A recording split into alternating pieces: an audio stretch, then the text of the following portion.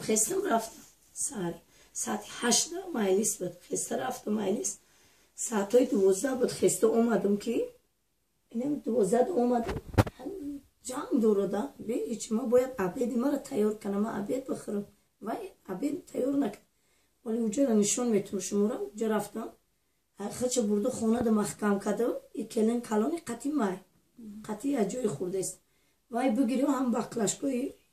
کارتا واردگی او کلنم در کلانی کلن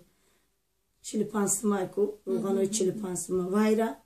اینا بگیره و با همین ما را زدنی شده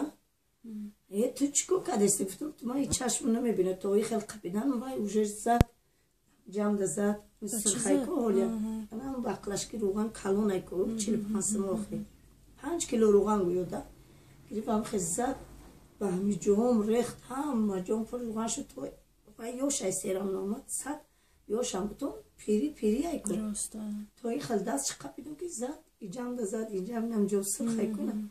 همونجا سطر سین شده سرم کام طرف بینم به حاضر شدم هم قپیدم بردم دارم تنه دیولم خیلی قپیدم شد قپیدم تستم وای اوجه روغن قرزاد ریخت تنوی مولی کرتوم اما جولیامش هم خیر زد وای کرد بعد تلکده برو واردمش که بو همه حقورتوش هسته بسیار حقورتوی رسو به معنی گفت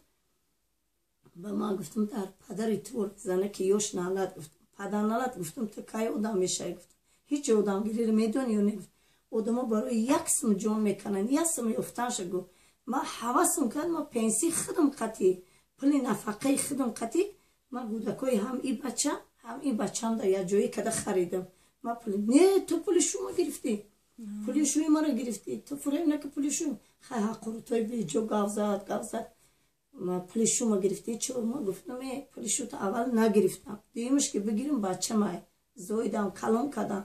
بچه هم حق ندارم مرا نگاه کنم ولی گفتم نه واس کار تمام نکردی نه شکتور رفتی هم وایو یا خونده شکتور کردیست کار تمام کنه همون پول ایخد تو سه گودک داری فقط زندگی شما نغز باشه تینج باشه من نغز گفتم خیلی همین گپ موندم شد نه ده هم گپوی بیجا حق خورتوی بیجا کده رفت تا دوری خونه شد در اومد بو رفتم در شوی کردم گفتم خواب میکنی خواب گفتم همسایه هم فهمید ای بای گفتم میزنم تو اوزیم ما ترا میزنم ما ترا کرچشم میکنم ما ترا میکشم گفت ای دوری خونه این روغن ریختگی زدگی کتوم شب روغنه این هیچی بو گفته است ای گفتم مونش بجا گفتم